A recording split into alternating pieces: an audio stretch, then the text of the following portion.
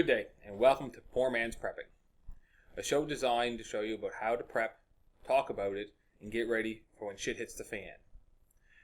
A lot of people happen to seem to think that in order to prep, you have to have 3 years stockpile for everybody in your family and or friends that are going to be around you.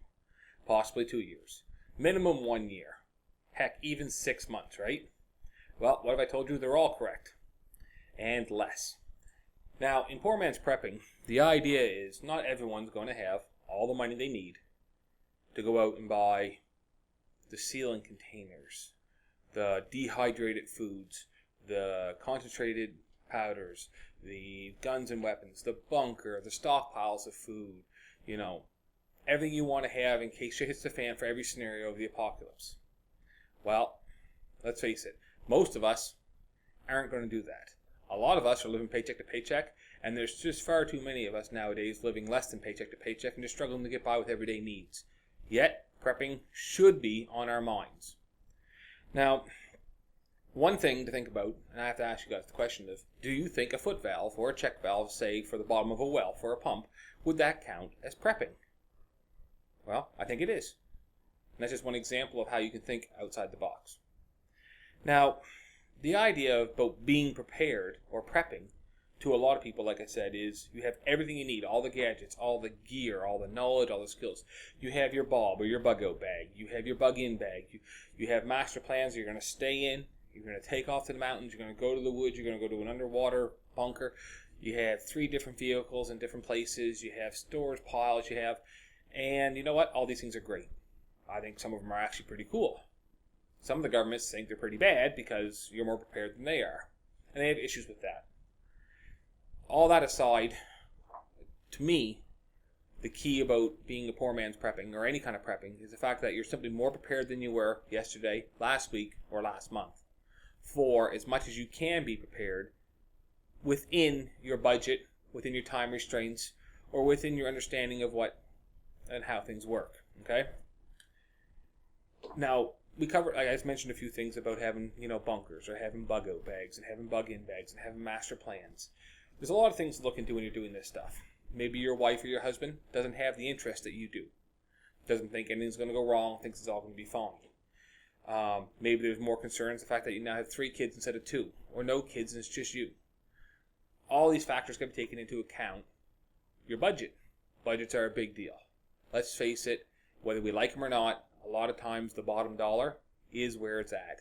And the bottom dollar seems to be bottoming out a lot faster than all the things you need to get done are. So throughout this here show, and there's going to be a series of them, I'm hoping to address topics in different ways to look at things, look outside the box some, and see if we can't get this here flowing a little better here, and a little more understanding on how even the common man or the poor man can prep and get themselves more prepared for whatever happens. Some of the things to prepare for. Let's cover that up very quick here, or tap into it here some. Shit hits the fan, right, or a shift scenario. This could literally mean anything from a biblical level apocalypse, in which case we're all pretty screwed and you're not going to be prepared for it anyway. I don't believe in a biblical level, so I'm not going to go into that one.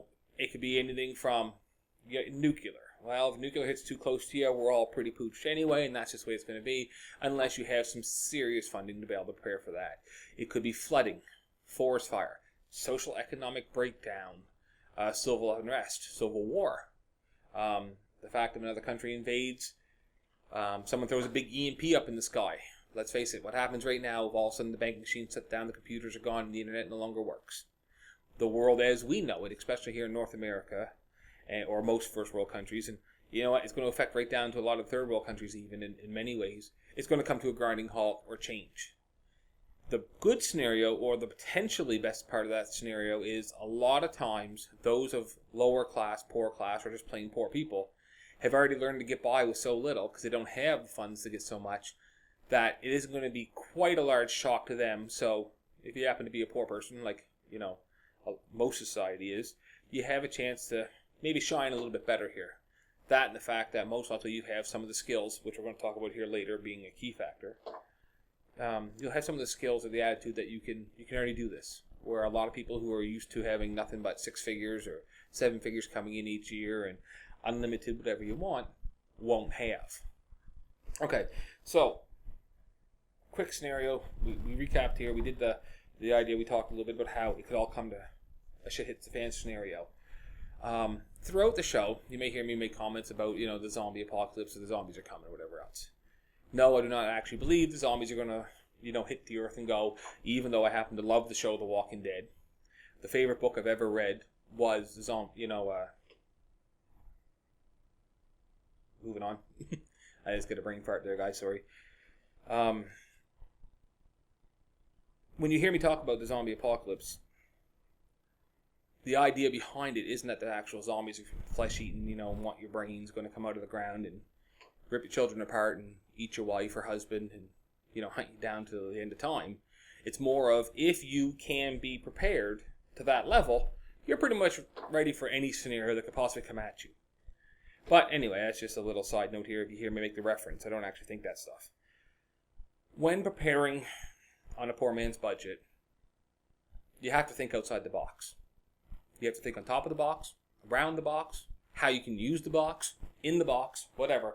But you have to think outside the box as well. A lot of preppers, like I said, they tell you, you got to have your stockpiles of your grains. You got to have so much for wheat. You got to have so much for munitions. You got to have so much stockpiled on fresh water, on how to prepare more fresh water. Have to have a certain amount of skills. You got to have a list that thick of skills. You got to have, or you're not ready for anything. This is wrong.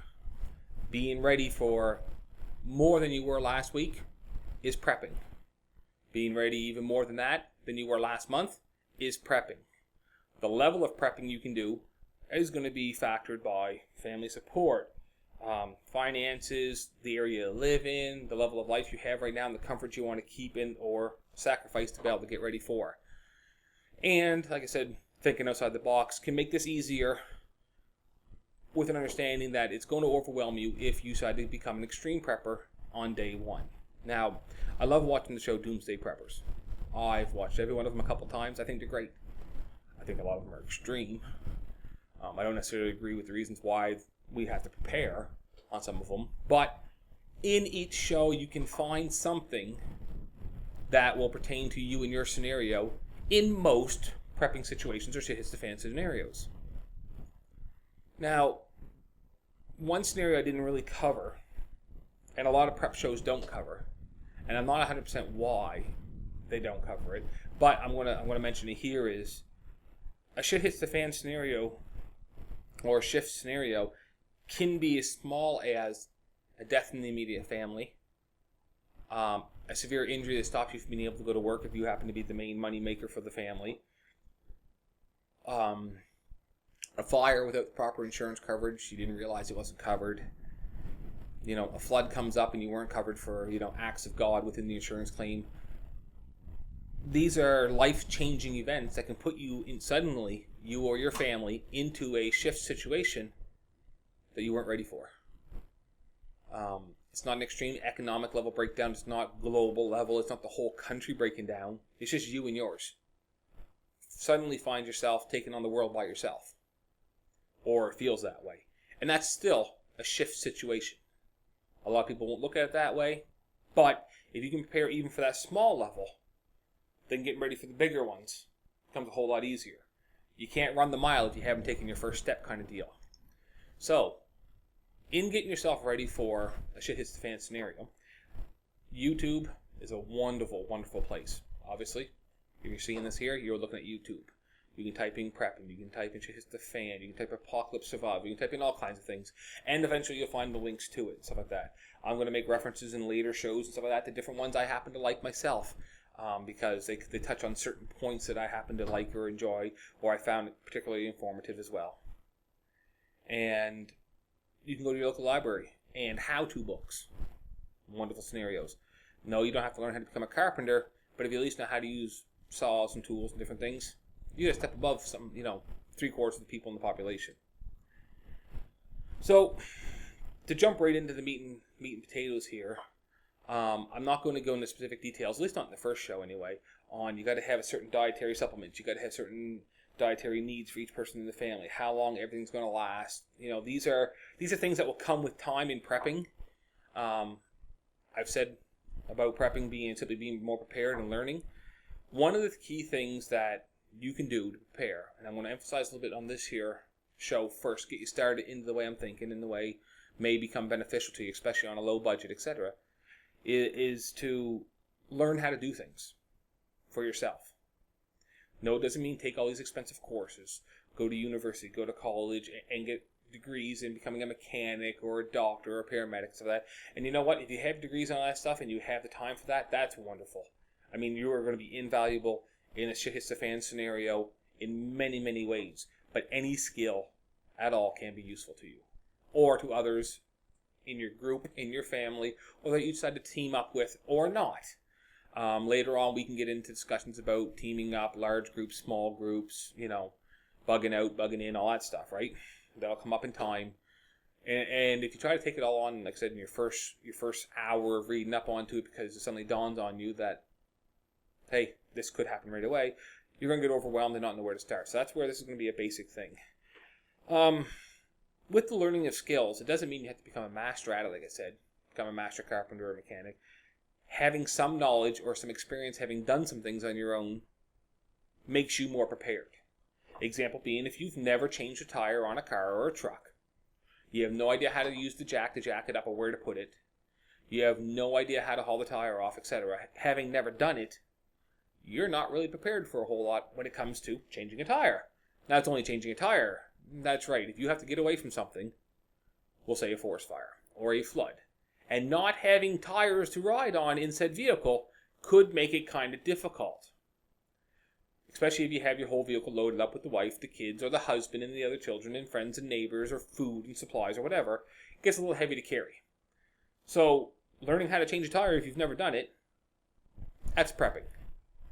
At the most basic of levels, but it's prepping. You'd then be more prepared than you were before. Now I realize for a lot of people this is not prepping, or a lot of people who already have experience in all these things, it's kind of redundant. But like I said, this is the first show here, and we're going to go into some basics here. Not all scenarios can you prepare for on a low budget. Not all scenarios can you prepare for because you simply don't know what all the factors of those scenarios are going to be. So some general ideas on learning how to do certain things, and skills are the main thing here because they transcend so many scenarios and they'll cross over to so many shit hits the fans that it's invaluable. Knowledge is where it's at. I mean, yes, you can have all the cool equipment you want. You can have 13 bug-out bags to choose from for different weather climates, temperatures, family members, different scenarios. But if you don't know how to use the stuff that's in said bag, you're just carrying it around until eventually you drop, and then the next guy that does know how to use the stuff gets some free gear. And meanwhile, you spent, 2 mortgage payments doing it. So the idea is to learn how to do things. Try new things. If you have a family, for instance, and you have a choice, say, during the summer months, I'll use that for an example because it's been summertime here and it's been quite warm and such, to go to the movies in my area, take the wife and a couple kids and stuff, neighbor's kid, you're talking $100 to $125 to go see 2.5 hour movie. And though this is a good thing, I'm not knocking this here, right? Some family time, stuff like that. An idea might be to take them on an adventure. Right? Depending on the age of the children or kids, right? With my kids, I use the idea of us going to do a little adventure of some sort. It might be something like going out and learning how to do fire starting and practice so they get the kids how to make a campfire with different things like, not just your lighter or your matches, but maybe get yourself a $4 flint and steel or $3 flint and steel and practice with it. Or a striker kit, or, they talk about in science classes using a magnifying glass and getting the focus and start a fire, right? All these things can be turned into a grand adventure if you have the imagination, if the children are younger, or into shit hits the fan prepping if the kids are older. Canoeing. Take the family out for a day canoeing. It would probably cost, well, I know in my area it costs less to go out for an afternoon of canoeing with an instructor to show you roughly how to do it than it is to take my children and family to a movies for one night. So I can get 4 or 5 hours on the water learning how to paddle. And these skills, as I learn them, for instance, or the wife learns them, or the children learn them, or the kids, or the neighbors, whoever you have with us in your group. And you could actually not just do it on your own. You could do it with a group of friends that have similar like minds and stuff like that. Or you can encompass it into a couple families that don't realize that you're using it as a training thing for yourself and your family, but it's just a fun outdoor adventure kind of deal. But in 3 or 4 hours of learning how to canoe and paddle and wear the life jacket properly and be in the canoe and get it across the water and tip it over maybe and get back in, or how tippy they are and stuff like that, if you suddenly find yourself in a scenario that you could never understand, like you're driving down the highway and all of a sudden the flash fire's coming, and you're at a campsite or you're near one, you can get yourself into the lake if need be. If you can't get away from it because you're surrounded or whatever, or the zombies are coming. You know what I mean? Like, you just never know what scenario you're going to be in. All of a sudden, you may find yourself where you and your family have to take to the water in a canoe. If you've never done this, it's easy. You get in the canoe, you paddle it out. How hard can it be? Well, different canoes are different strengths and weaknesses. Some tip easier, some go through the water easier, some bottom out easier. If you've never been in any of them at all, it's a totally new experience.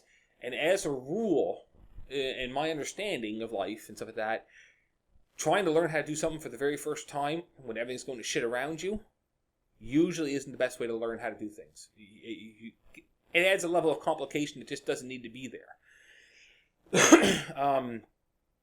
Another example, for instance, of skill learning, if not for the whole family in this particular case, but for yourself maybe, or someone in your family or whoever, map reading. Now, everyone loves to grab the old cell phone, haul it out, halt the GPS, away you go.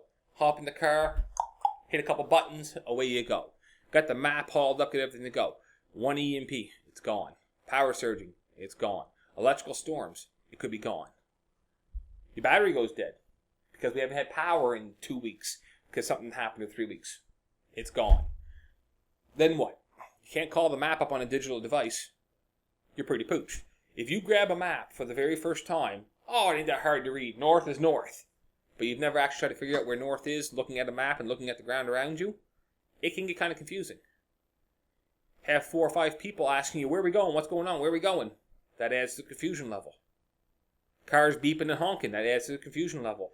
The fact that you might die if you don't get this right, that's definitely going to add to the stress and confusion level, right?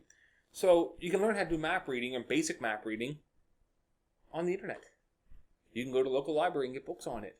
You can ask local search and rescue members. Almost every area that I know of around Canada and or most U.S. places have numbers you can contact for local, and or you can use Facebook as a great source to find local search and rescue members. A lot of them will show you how to, or tell you how to, or get you to come out to a couple meetings and see how to map read, how to use a compass, right?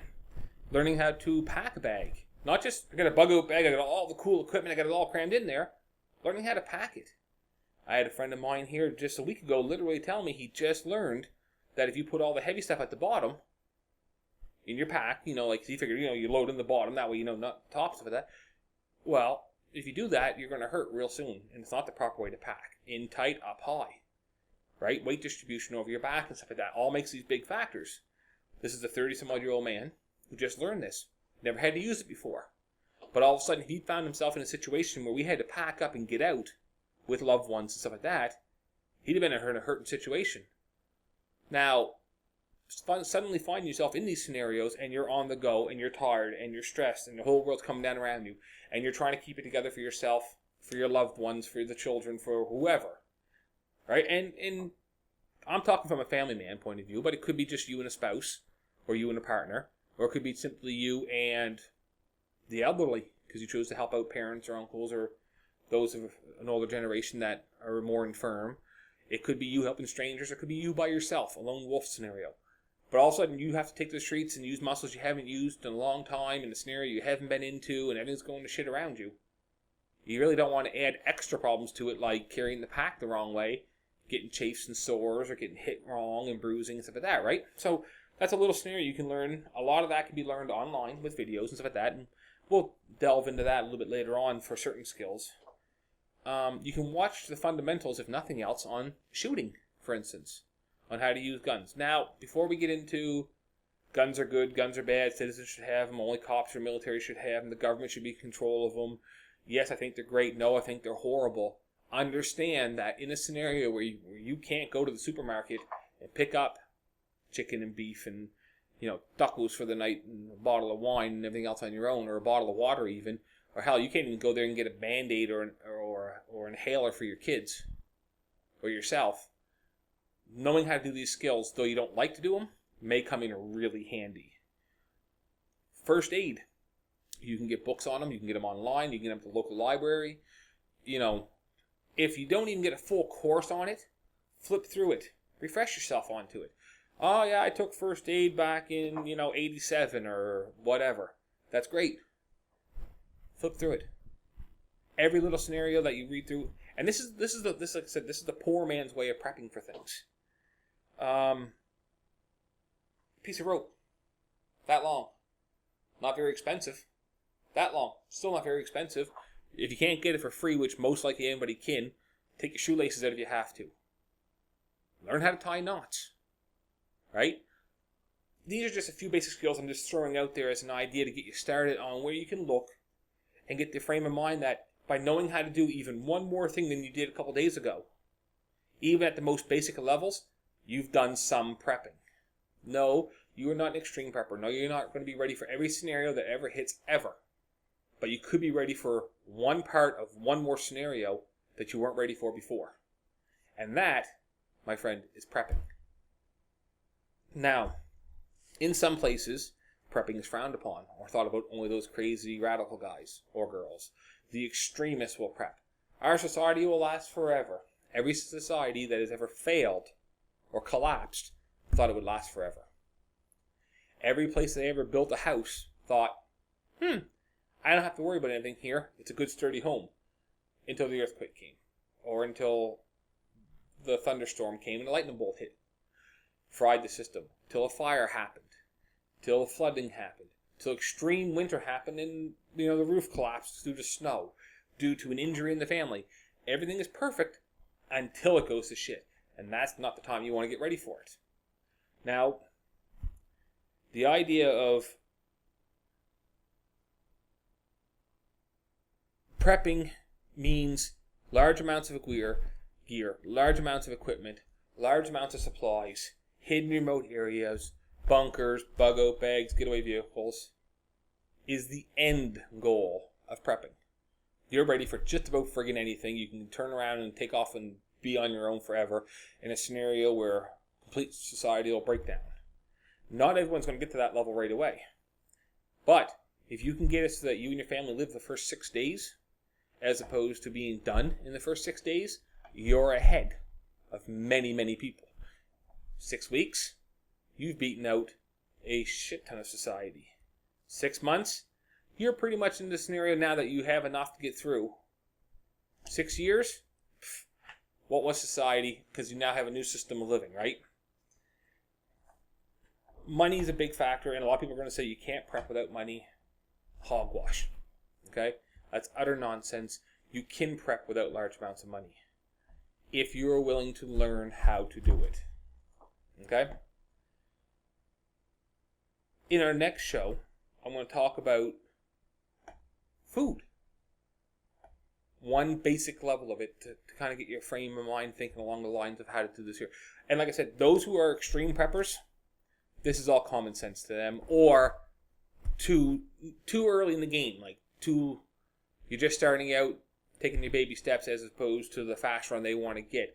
But you just never know, because on every single prep show I've ever watched, every book I've read, every scenario I've talked over with friends or family, even if it's not something they've said or watched directly, my mind thinking on what they're doing, it might simply be the way he picked something up, or the way she moved something, or something she had on her back shelf behind her, made me think, hey, in my scenario, which is different than everybody else's, of course, but in my scenario, this would be handy to have extra of.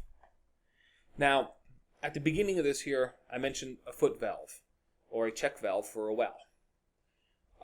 Many people won't know what that is, but at the end of your pipe that goes into a dug well, or even an artesian well with a pump system, there is a valve that goes onto it that stops all the water from flowing back out into your well and then having to suck it all the way back up through the 20, 30, 50, 200 feet of line to get into your pump to pump into water into your home. Those of you who live in towns and cities who pay for water through the city system and stuff like that won't have those because they don't have a well, of course. But this is still good information to have. So the other night I came home. It was after a full day of work. The hardware store was closed down. And my wife hits me with, the pump was running and didn't stop. I had to shut it off. Go out and check the well. I got lots of water. Check the pump. Good pump. Nothing's wrong here. Hop the foot valve. The flap's staying open. It's no longer holding water. Now, at this time of night, that means I have to go until the next day after work before, because throughout the day I have to stop and get a foot valve, and the next day. So that means my family and everyone has to go 24 hours without water in the house in this day and age. I have an extra one. Now, in my particular case, they cost about $13 to buy one. Stuck a nail underneath the steps in the basement, hung it there. I have it in case of. In this case, I was able to go out, take the foot valve, haul my line up, change it, right? Get it all tightened, ready to go back in, spend an hour or two priming the pump, and away we went. We had water. To many people, that's not prepping. And my only question to them is, what the hell's prepping then? I was prepared for a scenario that could come up at an inopportune time more than if I didn't have the check valve or the foot valve would have been. That's prepping. No, it's not going to help in the apocalypse. No, it wasn't going to help if a raging forest fire ripped through. But in that scenario, I was more prepared than the guy down the road who has to wait until the next day to get one. Then get home from work, and the whole family has to go a whole day without water. So, for those of you in town, that's not necessarily a big worry. Well, here's another idea for you, like I said, thinking outside the box. You have a $13 foot valve. It screws onto an adapter that you can shove into most well lines, we'll say. You have yourself a 20-foot length of well line that only costs $8 to buy. Stuck to the side of the barn, along the edge of the house, in the rafters in your basement there, or amongst the rafters of your basement. And the shit hits the fan. There's no more power. All your neighbors are out of water. You guys start putting out your buckets, you start collecting your rainwater, all that stuff. We can get into stuff later on. But the general scenario is, people are like, well, I can just collect the water that's out there. I can get the tarp system and fill a bucket of water with to do. You don't get a lot of water, you get about a cup out of that. A cup on a hot July or August day isn't going to last very long, and it's not going to wash a lot, let alone just drink. So, 1 foot valve, 1 length of pipe, a length of rope so you don't lose it. You throw that pipe and that foot valve down into a well. As soon as that pipe goes through the water, it's collecting water. That pipe's going to fill up. With that check valve on there, that water can't come out unless it comes out the upper end. Well, with a rope tied around it so it doesn't slide down through, that line's all and a little weight on the bottom of it to haul it to the bottom of the well. That whole 20-foot length of pipe, when you haul it back out, is full of clean, fresh water from the well. You dump it into a bucket, now you can flush your toilets, now you can wash, now you can bathe, you can, if it's good clean water, you can drink it like out of my well and stuff like that. But if you're not sure about it, then you can go through the process of cleaning it up and making it safe for consumption, etc. You can then, or you could use it if you have to, water in your garden, or watering, keeping your pets alive. A lot of people forget about those, right? You know, it's not just you, the wife and kids. You get a dog or a cat or whatever else. They're your responsibility as well, right? So, your neighbors. Little old lady down the road. Her pump goes, or the power goes for 6 weeks in the middle of July. There's no water coming in. You may have to revert to helping each other out or whatever else. And if that happens, so that's just one scenario. When I mentioned a foot valve. Yes, it is prepping, and yeah, there are multiple uses of it. So, that's the end of this here week. The idea was just to give it to you kind of fast and get you thinking along the lines of what can be done without spending big money. And what I'm saying is you can prep in many ways without spending big money. Oh, and just for the note, on the next show, I will have the story of the book there that I like the title of it. I forgot about it this time. I kind of had a brain fart onto that one there, but next week I will bring it to you just to make sure it's not forgotten. And until the next one, this is Poor Man's Prepping, and even the poor can prep. Have a good night.